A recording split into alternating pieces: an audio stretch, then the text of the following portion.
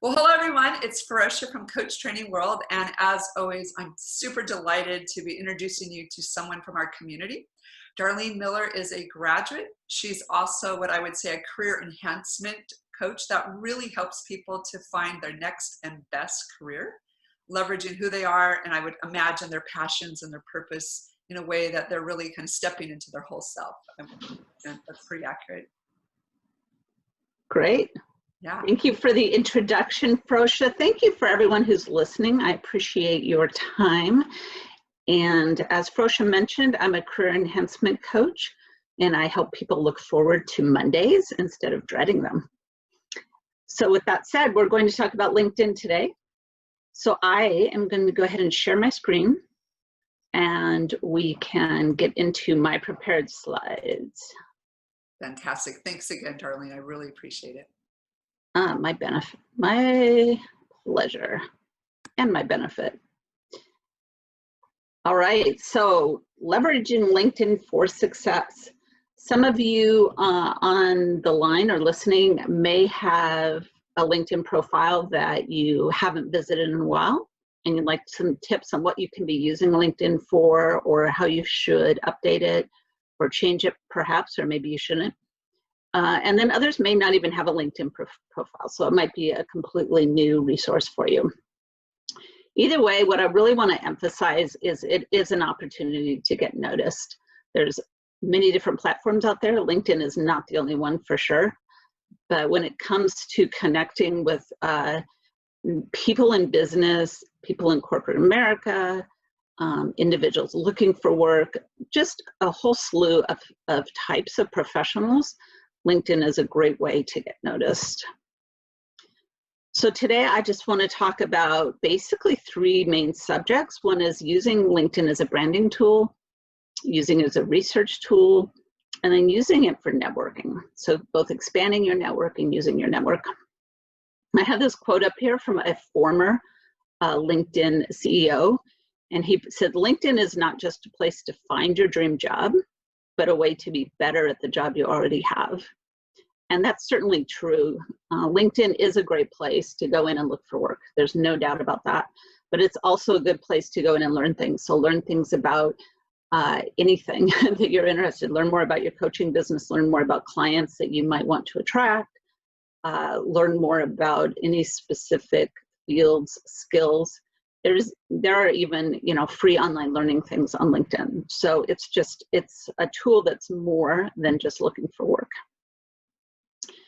So the first thing I want to talk about is using it as a branding tool and a way to really establish your brand and to share it. And I decided to pick on Ferocia and pull up her LinkedIn profile, and just to show you some of the different screens that you'll see, especially if you're new to LinkedIn, some of the things you might want to notice. So the first thing you'll do is put in a photo and a headline and this is the first thing that comes up when somebody searches by your name. So as you'll see, Ferocia has a really fun photo, and I encourage you to choose a photo that you like, first of all. It shouldn't be one that when you pull it up, you're like cringe, right? It should be one that you really like. And try and use it to say something about you. So in just a second, and looking at her photo, I thought, okay, she's obviously smart. I see come up right away, entrepreneur, speaker, all this experience. But I could also tell from her photo that she's also playful, that she's also happy with a smile on her face, right? And probably somebody that would be easy to talk to. And I don't know about you, but when I'm spending, the days of my life working with different people, whether it's somebody I'm working for, whether it's somebody I'm hiring, whether it's, it's a colleague that I'm just learning from, I would much rather spend my time with friendly people who are happy and playful. So that's something I like. And so that's something that, the photo sends that message right there. And then the headline is pretty important because it's your opportunity in just a few words to really emphasize something about your brand that you want to emphasize. And this, I've seen a variety of different kinds of headlines. So sometimes they're more geared toward a certain job title, right? You might see one that says software engineer or something. Sometimes it's somebody's kind of mission or value statement, right? Like, you know, I bring people together to promote, you know, company success, right? So it can be something that doesn't even have your job title in it. So you feel free to look at others, be playful. It doesn't have to just be a job title there. I'd like to jump in with a quick question. Of course. Yeah, so, you know, it's fun because like I had mentioned to my surprise that you used mine. I know, I did not ask Broch's You did not. permission. It's fine. And I'm already seeing like a boo-boo. It's like, where's the logo under Coach Training World? Why isn't that showing up? But, you know, it's interesting just being on the other side in this learner mode. And as someone, I literally just threw this up. And I'm recognizing, like, I see this entrepreneur, speaker, author, creator. And I mean, and that's kind of roles I play, but I'm really hearing what you're saying. It doesn't really give beyond the photo. And thank you for sharing that. That was super helpful. That I'm not really talking about the people I want to connect with, am I? Well, and it depends, right? Because your goals change over time. And so, you know, it's not unusual to change this around periodically. I know in my past when I've applied for different kinds of jobs, I would change my lead-in according to the kind of job I want. You know, if you are looking for attracting clients, you might want to change that. If you, Frosha, are looking for attracting people to your school, right, to Coach Training World, you might want to change that up a bit, right? You know, and be, you know, owner of the world's most successful coaching, you know, place, something like that, you know, so something like, or you might be like helping thousands of people become certified coaches. It really depends on what you want to emphasize and who you're trying to attract, and it can change periodically. Absolutely. And that is so helpful because just my reaction, it's like, I don't, like, if this was me checking someone else with this, I would get a very different feeling than just saying, you know, I build communities of change makers globally around the world. That gives a different feeling. So gold, thank you. You're welcome. So you're getting free coaching here by me using yours. Yeah. Thank you for being vulnerable. Great. So then the next thing is there's a summary section. And I like this. I like what Frosha did here. She put a lot of detail about, again, her different expertise and experience. Again, she could switch this around. She could put in a bio from Coach Training World or something like that. She could switch this around to make it, again, what do I really want people to know about me when they do that? Now, I see a lot of people in their summary just have, you know, 5 skills on there, right? And if you're applying for a job as a, you know, software engineer, then maybe that's what you want to show people is I have this expertise and that's really current technology or something like that. And maybe that's what you want to show them. But if you're looking on more of a personal relationship, like a one-on-one, I'm going to hire you as a coach, then you might want a full bio here, like Frosha has, that gives you more information. And again, you can play around with it and change it. I should mention too, I don't think I have it anywhere in my presentation, but it's free, right? So going on to LinkedIn is free. It will frequently ask you to upgrade and pay for your membership. I have my own personal opinion on that is I've never needed to do that. If you are a job seeker and you want to connect with recruiters and stuff, all the recruiters, especially if you're a job seeker with a company, all of the recruiters have the paid subscriptions. They have the paid subscriptions because their companies are paying for them. And so you will be able to find their contact info. So you paying for them doesn't make a lot of sense to me. I actually personally haven't found any reason to upgrade. So I'm just going to throw that out as Darlene's personal opinion on that. So the next section that we're talking about under branding is endorsements and recommendations. So I also have a personal opinion on these. So the skill endorsements come up when you connect with somebody, like I just connected with Frosha when I was working on this PowerPoint.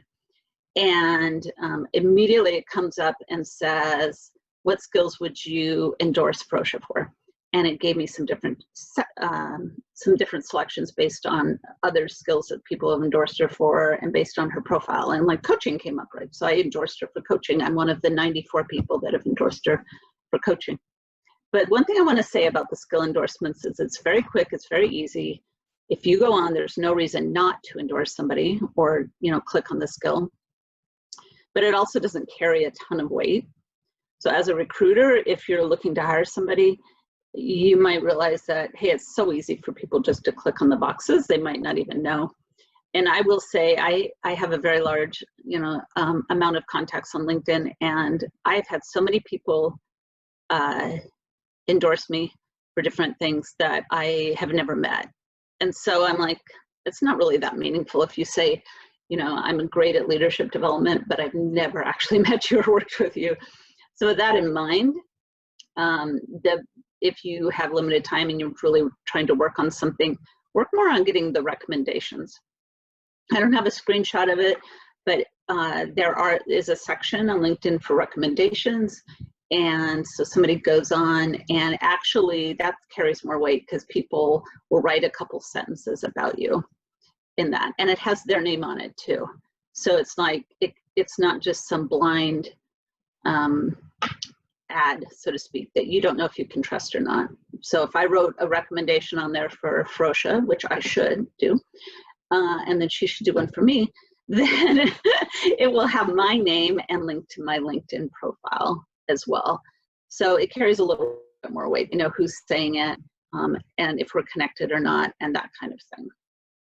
I did have a question in there because recently we were looking at is how do we, as a school, as the company, not Frocia, get testimonials on LinkedIn, and evidently that's not possible. It's only personal ones. And so one of the things that was recommended is you post the testimonials on your blog as they come in. But I was like, well, that doesn't feel quite right. But, can you talk a little bit about someone like, I'm a person that heads an organization and a team, but I'm not the school. And most people search me if they were considering becoming a coach on the school. So it's like, I think part of me was like, well, I shouldn't get a lot of personal recommendations, but as I'm hearing you, maybe that's not the best thinking. It's never a bad idea to have a lot of personal recommendations, and people can write in there, Frocia created this amazing school. So it's still relevant. It's very relevant. If I'm searching for a school and you have a bunch of recommendations about how smart you are, how hardworking you are, what a great coach you are. I mean, if I'm going to go to Coach Training World, I want to be taught by somebody who's actually a good coach, right? So all that stuff is valuable. And I have cut and paste recommendations from LinkedIn into a resume before, or into other things. So there's absolutely no reason that you wouldn't cut and paste it, onto your website if you want to. Great. Does it answer? I'm sorry? Does that answer your question? It does, and I just kind of want to reflect back, like what I'm hearing is because the system is built up for individual networking and not so much, like maybe Facebook business pages are, to still leverage it, even if you are ultimately, working to connect people because of your school or your coaching business, but that still develop it as, and maybe in the, still develop the recommendations, but still invite people to speak about maybe your role and link it to the school or link it to your business. I'm just thinking about the people that, I know a lot of your clients really want to up level within a company, but we also have a lot of people that are using LinkedIn for their small business. And they're like, well, my business is ABC company and my name's here. And this could be a way of, Jenny Sue from ABC company to kind of connect the dots for people. Yeah, that can be really powerful to really connect those dots for people and to connect you and your profile to the school or the coaching business or whatever. And, generally with a small business, it's just you starting off anyway, or it's you and maybe a couple people. And so really it's so much about your own personal brand. Beautiful. Thank you. So yeah, and I really want to emphasize here, don't be afraid to ask for recommendations. So people aren't just going to think of it, right?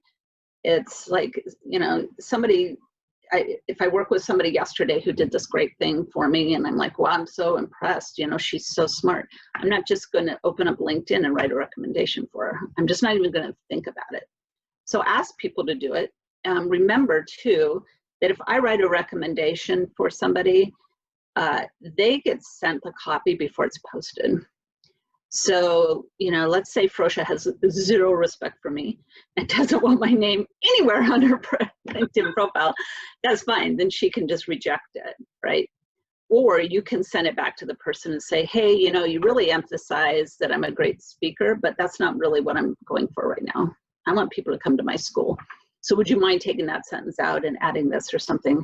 And so you do have some control over, well, you have a lot of control over what's on your profile. Mm-hmm.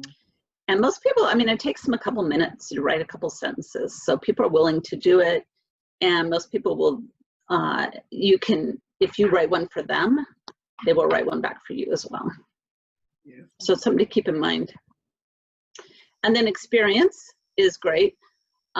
Experience is super important, especially if you're a job seeker, to show the experience. I do have some tips that would be a little different for a job seeker than maybe the experience that Frosha is showing here. So as a job seeker, I usually recommend go back about 10 years.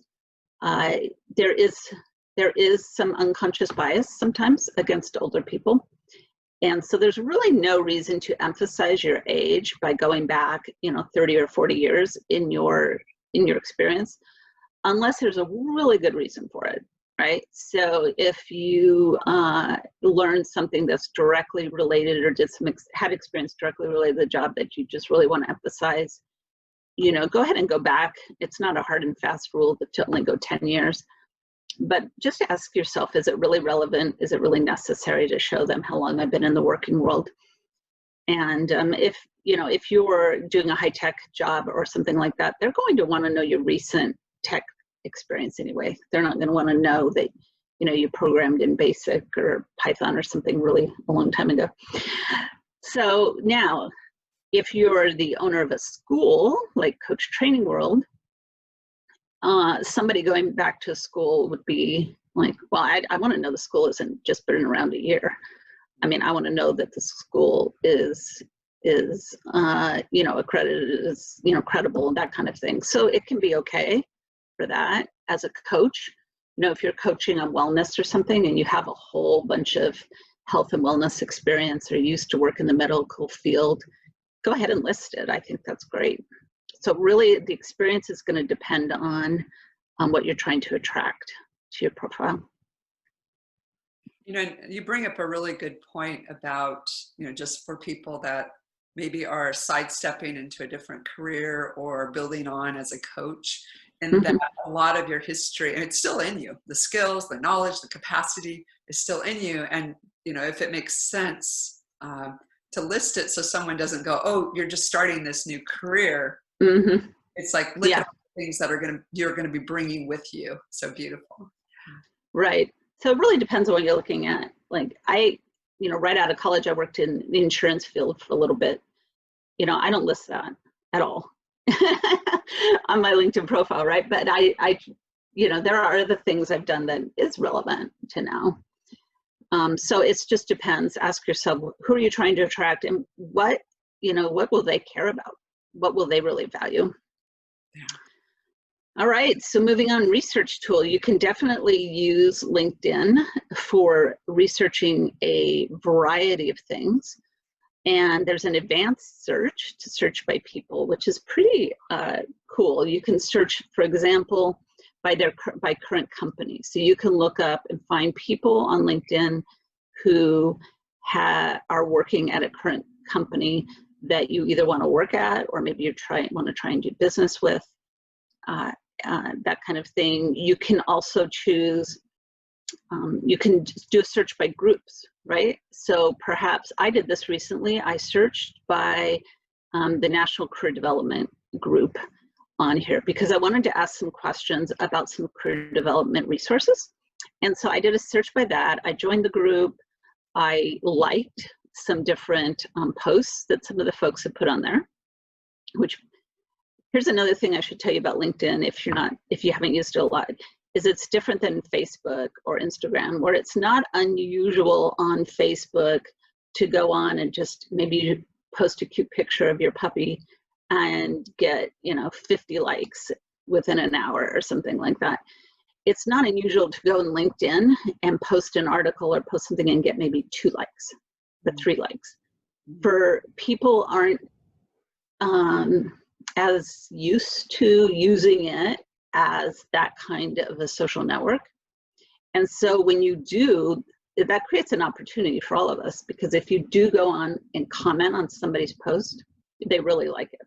Or if you go on and like their post, or maybe they have a link to their blog and you go on and say, oh, I read that blog, great tips. People are like, yay, because it just doesn't happen as much on LinkedIn as it will with some other social things. I think people are often afraid because they know that the LinkedIn is their professional profile. And so they're a little bit more afraid or cautious about what they like or what they comment on than you'll see on some of the other social ones. There's also a section on your profile that says your recent activity. And so if you go on and like a bunch of posts, that'll come up as your recent activity, which is fine. There's nothing bad about that. But I think that also scares people. Like they might be thinking, oh, well, what if me liking this post means my boss won't like it or something because my boss is on LinkedIn or something like that. So anyway, that's my understanding and why more people don't do that. But so there's a lot you can benefit from by liking posts. There's a lot of information you can get by searching for different things.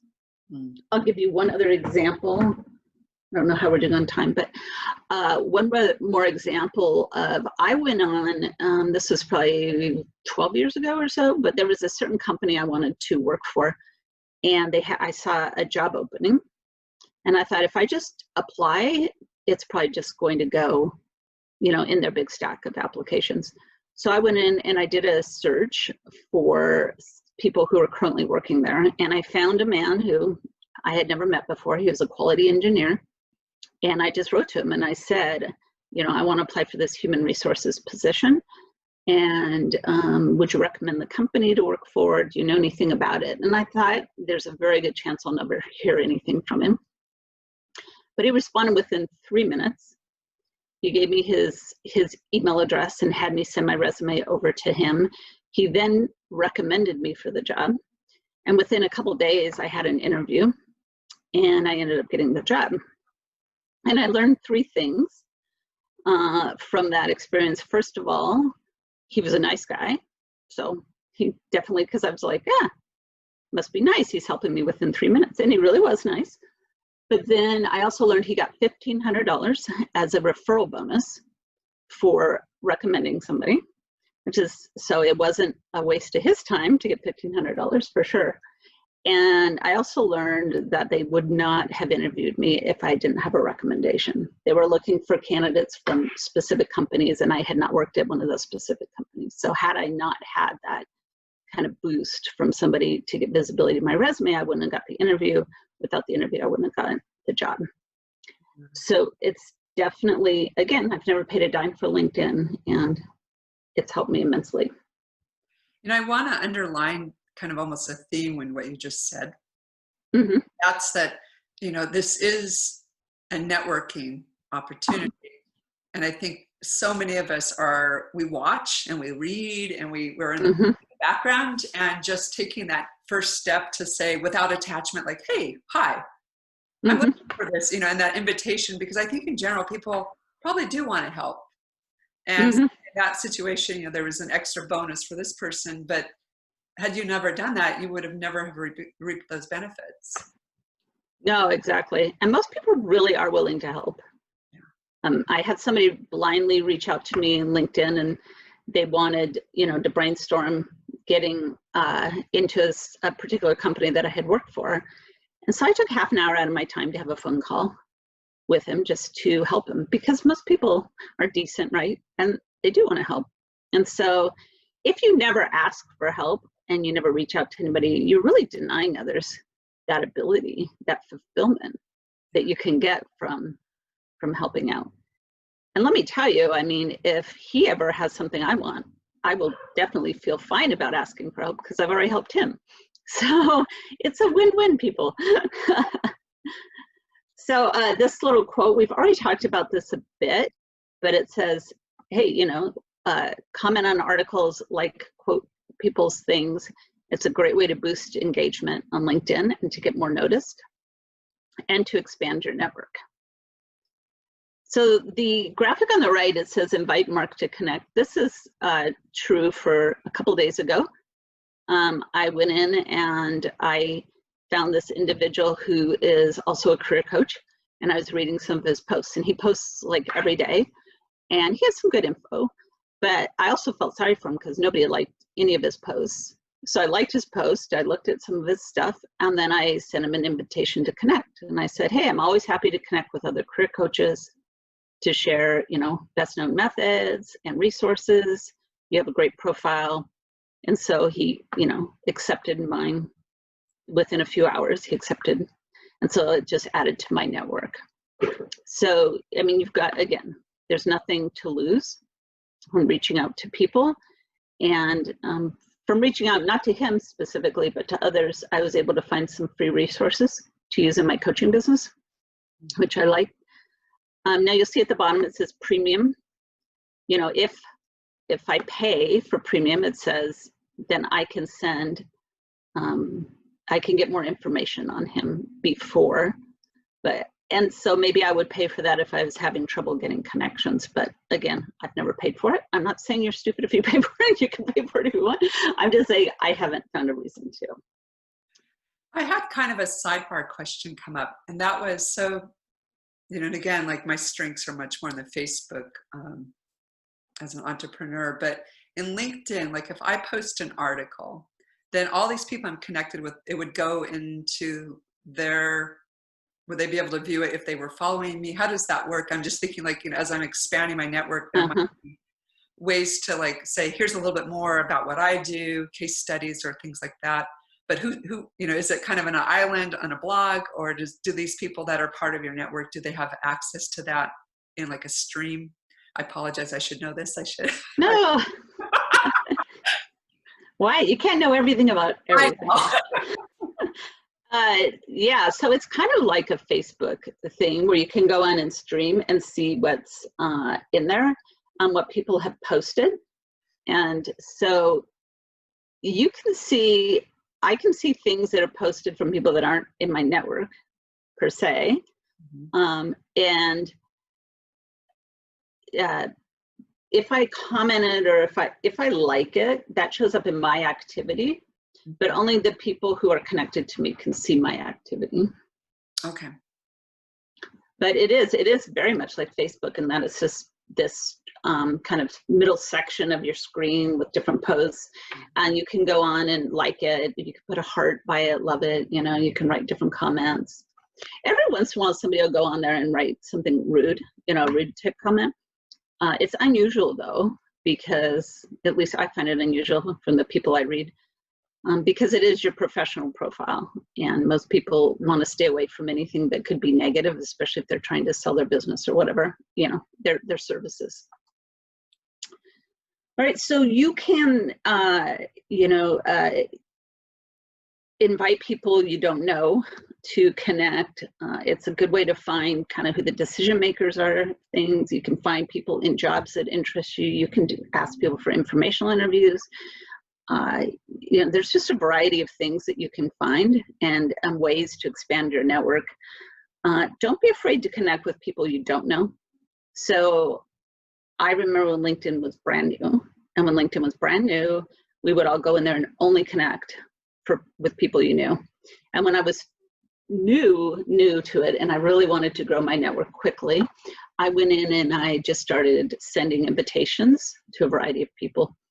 I chose like a company I'd worked for, but they weren't people I never necessarily had ever met. And I just sent massive things. And people back then would sometimes report you for inviting them.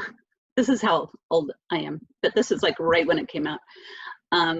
They would maybe report you, it's like, this is spam, I don't know her, that kind of thing.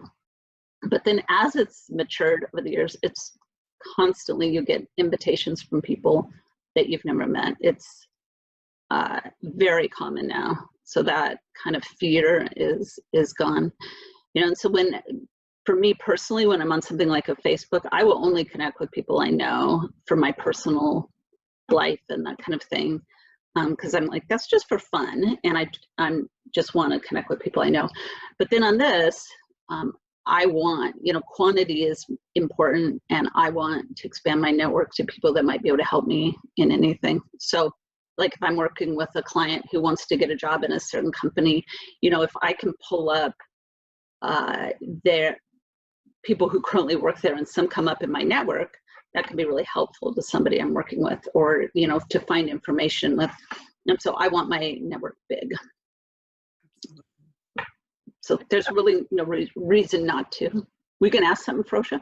I was, I get a lot of requests on LinkedIn from people that are, and this is a pattern, I'm just going to name it. It really bothers me.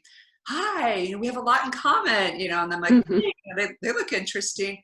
And then the very next email is, would you like to join my group? Would you like to purchase this? Would you like to, it's just like this, they don't even care about me. I can tell, because it's like you said yes to linking and now you're selling, and like if someone wanted to like maybe connect with people, I get, what you're saying is like, let's just be upfront and honest. Like, hey, I'm looking for this, or versus. And you're right. It's really annoying. I do get a lot of messages from folks just trying to sell me stuff. And so I've also given myself permission not to respond to all the messages that I get. I do not respond to like 60% of the messages, and you can go in and just delete them. But I have found if I do respond and say, no, I'm not the right person to sell to or something like that, they do leave me alone. I haven't had anybody be really super persistent and say, well, let's talk anyway, that kind of thing. But yeah, that is one of the drawbacks of having a big network, is you will get some messages you don't want. Yeah, I got asked out on a date once. That was pretty awkward. Well, when you're so fabulous, that kind of thing's going to happen to you. I have not had that happen. I just, for the record, I didn't respond because I just didn't know what to do. I feel like anything I had to say was going to make me feel comfortable. Right. Engaging, You can go on and just delete the message. Yeah, you don't have to respond to anything. So the last section just says use your network, and I think we've touched a lot on this already. But I really like this African proverb: if you want to go fast, go alone. If you want to go far, go with others. I'm really a believer in, if people have accomplished something that you really want to accomplish, there's probably at least one thing you can learn from them, right? So use your network, find out what you can learn. Don't recreate the wheel if other people have done things. It's a great way to just keep in touch with folks. If you just people you used to work with or something that you like and you want to know what's going on with them. You can tag others in your network to increase visibility for you and for them. I have, a friend, actually, we've never worked together, but he always writes stuff about how to be a good manager, and he will tag and say, Darlene Miller, what do you think about this? Just so that he gets more, people seeing it, I'll comment on it, and then, so, there's simple ways like that, simple free ways to increase your visibility.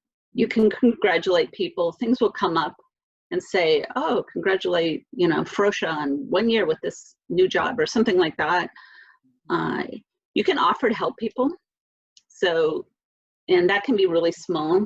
Like I'll see people ask a question on there and then I'll go in and give my comments. Maybe they're just asking for recommendations on tools they've used or something like that. So you can help people out that way. There was a student the other day that was asking for help on a survey she had to do. So things like that. Again, we talked about recommending others, that kind of thing. And then my last slide is I just put always default to action. So if you're not sure if LinkedIn will help you out or not, there's really only going to be one way you're going to know for sure. And that's going to be to try it. So default to action, and if you're not sure your profile's perfect, put it up anyway. It's still a profile. It still might help. If you're not embarrassed about your first version, then you probably took too long working on it. So I like that quote there. So, you know, keep your network warm is also some advice I would give. And by keeping it warm, what I mean is periodically going in and connecting, just sending a note in there, like we talked about messages. Just if it's somebody you haven't talked to in 2 years, it's like, hey, saw your name, hope things are good at your new company, or, you know, hope the new business is going well. And then that way, if you do want to ask that person for help later, it's not going to feel like, oh, I'm just reaching out to them because I need help. And then that is pretty much all. I really want to thank everyone for listening. I know everybody's busy, and I want to thank you, Ferosha, for inviting me to talk on this topic and for your questions. You are most welcome. And I just want to share great appreciation for, one, you going to all this effort and giving so much wisdom.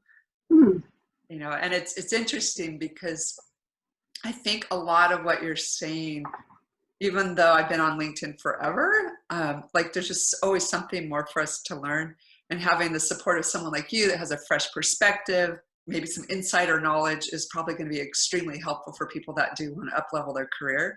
I know I'm not looking for my next job, but at some point I probably want to be a professor at some university. So we'll be talking. Okay. About 15 years. Perfect. Yeah. But I also just wanted to do a check-in, like if people have questions, would it be okay if they dropped them in the comments box below? Yeah. Anything else that you would like to say just in general before we close up? And again, thank you so much. I've just really enjoyed the process. So thank you for inviting me. Thanks for people listening. If you do comment, that's great. Love to get comments. Awesome. Thank you so much. I really appreciate you, Darlene, on so many levels. And I feel like I need to go on LinkedIn and update. Like, you know, after you have like a really good coaching session and you just want to go make changes right away. Yep, exactly. I feel the same way sometimes. Thanks, Ferosha. Thank you.